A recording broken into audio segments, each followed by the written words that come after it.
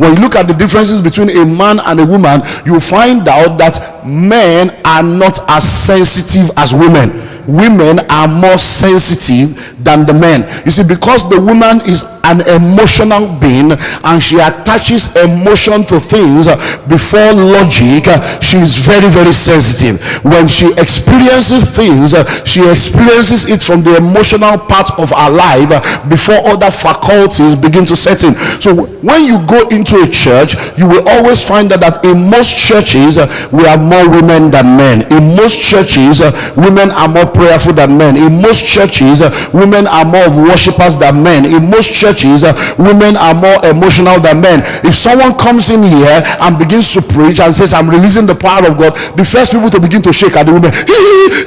You see why? It's because their sense is like their emotion. So men will stand like that, lay hands on them, lay leg on them, lay body on them, they just be there like that. But a woman by herself will receive their falling, and then the faith is increased in the atmosphere. Why? Because women are very, very sensitive. Praise the name of Jesus. And that's why I know that before we finish now, all the women, they are going to pick the remaining envelope. 1,000 for hair and makeup. Hallelujah. So women are more sensitive than men. So you find out that if you look at those pictures that we have seen, for instance, the man is sitting down there saying, wow, that's serious. But even though he's thinking, he's not thinking of paying, but the woman is like, we have to do something, and we need to pay, we need to see how we can support them. Why? Because they are very sensitive. Now, because women are also very sensitive, there are some negatives that happen as a result of that sensitivity. Now, because they are very sensitive, sometimes they become more irritable and easily irritated by things. So there are things that happen that the man will overlook and say, don't worry. Say, no, how can you say don't worry? Didn't you see the way he said it? And you're like, no, relax. No, I can't just, I'm still thinking about it. I can't just forget it. No, because they are very sensitive, they find out that it makes them to react instead of responding. Another challenge that the sensitivity of a woman causes is that it makes a lot of women to be suspicious instead of really, really sensitive. Because a lot of women, they think that they are being sensitive, but they have what I call the spirit of suspicion. And the spirit of suspicion is not a discerning spirit. The Bible talks about the gift of discernment, not the spirit of discernment. Discernment is not a spirit. So you can say, I have the spirit of discernment. No, that's a demon. This is a gift of is discerning of spirit, not spirit of discernment. Because many times when that sensitivity makes them to become very emotional, that they see things where there is nothing. Hello, somebody. So it's very, very important for you to manage that. But at the same time, that is a very major strength that has messed up a lot of men because they don't respect the sensitivity of their wife. One thing you need to learn to do as a man is to learn to listen to the voice of your wife, because what a man will not see with his eyes standing next to him, a woman can smell when he's still 5-10 feet away. A lady is coming to you and say, oh, bless you, pastor. I say, oh, my sister, you are blessed, you are looking good. And then your wife say, I don't like that woman. Say, what do you see? No, you may not see anything, but she has seen. Fast forward 7 months time, what she has told you is going to end up becoming a prophecy. You now can say, can you imagine that lady came to my office, she's telling me she's in love with me. How can you say, did I not tell you 7 months ago that woman, I don't like her, that there's something about her? Why? Because she sees from afar.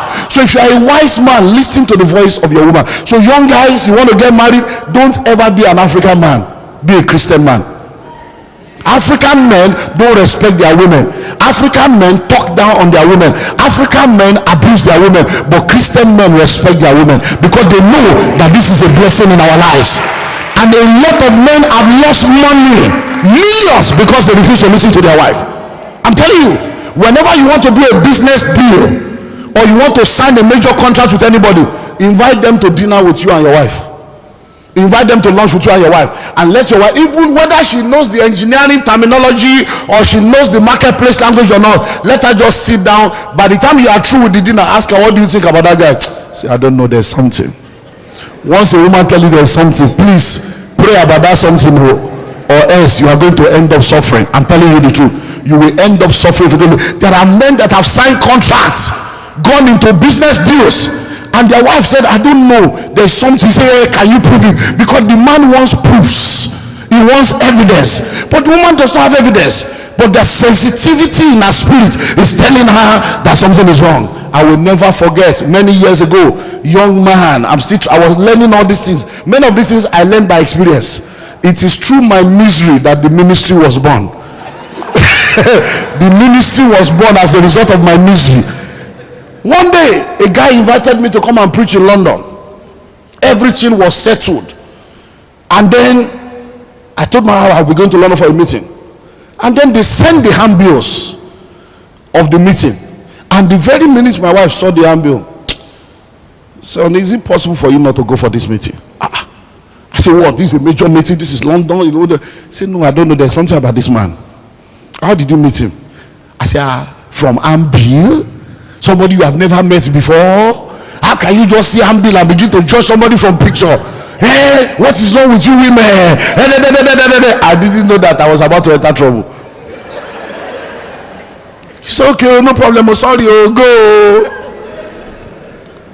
Man of God, I travel. I landed in London like Jonah. Nobody was at the airport to pick me up. I waited for over 2 hours, calling the numbers, calling them. Nobody was picking anything. By the time nobody picked me, I used my own money to pay for transport like Jonah. I paid to the Nineveh ministry and the Tarshish assembly. When I got there, no church, no nothing. Nothing. I said, sorry, please, there's supposed to be a program here, a church. A church in this building. I said, this is the building, this is the pastor. Oh, this guy, oh, they used to be here. I think they had a problem a couple of months ago, and they're no more here. You probably they had a crisis a couple of months ago. I think he's left or something. So I stood in front of the place wondering if I knew I should have listened to this woman. Or now I've come to disgrace myself in London. While I was still on that street wandering, I saw someone coming that looks familiar. I said, sorry, your face looks familiar. I said, I've checked the website of this church. I said, you are supposed to be the pastor's wife. He said, I used to be his wife. I said, I used to be his wife. He said, who are you? I said, I'm his friend. He said, you are his friend. I said, you know, we met recently and he invited me, send this. I said, he said, there is no church. He has impregnated 2 members. The church has scattered. I should have listened to my wife and sat down. I travel for nothing. So I went, got an hotel by myself, paid by myself, changed my ticket, paid for changing tickets, and returned to Nigeria in shame. By the time I return, this is where the problem is, women. I've already learned my lesson. You don't need to rub it in. So by the time I got back, he said, what happened? You are back. I said, baby, you are right. That ministry, when I told her the story, she kept quiet. When I finished, I know I'm right. She said, when we talk to you people, you will not hear. Man of God, man of God. She started messing the thing up. I said, what's wrong with this woman? That's not what we are talking about. The man has learned his lesson.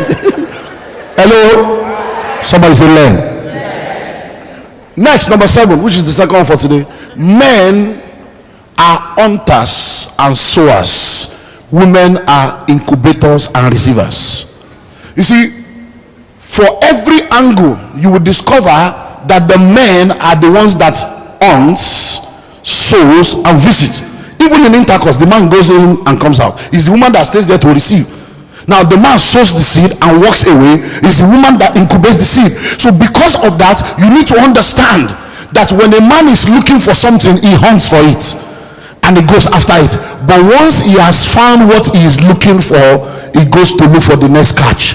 And that's why if you are a woman and you are not married and you allow a man to sleep with you or to mess up with you, by the time you are married, you have already lost the most vital part of your marriage before the marriage started.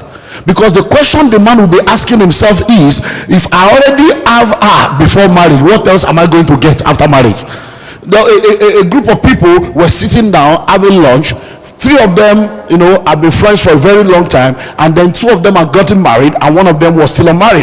But the one that was unmarried has been cohabiting with his girlfriend for for a while. So they sat down at this restaurant and they were having a meal. And the guy was asking them, guys, so how is married life? I said, married life is good. And one of them said, so when are you going to get married now? You guys have been together for a while. And out of the abundance of the heart, the mouth spoke. He said, why buy the cow when you have the milk for free? Why will I marry her? I have free sex, free everything. So what is the incentive? So most of the time, as a woman, when you allow a man to sleep with you and you cohabit with a man, you have cheapened yourself, because the only aspect of your life that once lost can never be regained is your dignity and your virginity. So once you lose your virginity and you lose your dignity, you have lost everything, because the man is a hunter. That's why before he married you, he was all over you. After he has married you, you're already conquered. He's looking for the next territory to conquer. So you need to understand that that's the way a man behaves. So one of the things you need to do as a woman to keep your man hunting for you is that you need to continue to evolve. Why do you need to continue to evolve? So the fact that you have married the man does not mean that you should settle. The very minute you settle, you become a conquest. But instead of settling, continue to grow. So if when he was cutting you, you were praying 30 minutes. Now that he's married to you, pray 1 hour. If he was cutting you and you were looking good and smelling good, now that you have married him, use his money to dress in a better way and buy better perfumes. And before you know it, every time he's looking at you, you are forever changing, forever evolving. He's still seeing mysteries of you unfolding, and he has to continue to pursue. Now let me go to the other side. Men, you've got to be careful what you sow into the life of your woman, because the woman is a receiver and an incubator. You give her a sperm, she gives you a baby. You give her an insult, she gives you a curse. You give her a sentence, she gives you a paragraph. You give her discomfort, she gives you misery. Be careful what you give a woman, because everything you give to her, she will multiply it and give it back to you, pressed down, shaking together and running over. Give a woman money, she will give you food. Give a woman a house, she will give you a home. Give a woman a place, she will give you a resting place. She will give you comfort. But many people don't know that, so they do the wrong thing and they see results. So be careful what you say to your wife. Be careful what you say to her, because one of the things that happens is that she will incubate it, and by the time she's bringing it back to you, you'll be amazed. That's why many men are confused. It's like, where is this one coming from? The woman will just come out with one angle. You're like, what are we talking about? What are you talking about? No, she's talking about something you sowed 7 months ago that you have forgotten. The harvest has now come, and she pour it to you. Because when you drop your sperm, you walked away. She did not get pregnant immediately. She carried the sperm, added it to her egg, and continued to process. After a while, she comes back to you and says, I'm pregnant. And you're like, because when she's telling you she's pregnant, you still had sex yesterday with her, or 3 days ago. You're like, is it no? He said, no, 3 months pregnant. Oh, the one that I did 3 months ago. Harvest has finally come. And then you now have to start paying for the seed that you sow. Because 9 months, another payment you will pay for the rest of your life is coming. So you are sowing the seed, but you will pay for the rest of your life also of the seed you are sowing.